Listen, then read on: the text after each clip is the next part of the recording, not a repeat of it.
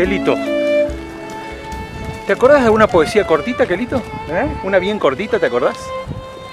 A ver qué. Con su canastita a cuesta, una mañana la vi pasar, con el pelo color trigo, a la vendedora de pan, con la tristeza en los ojos que el hambre deja pasar, va fregonando muy triste. Señores, ¿me compran pan?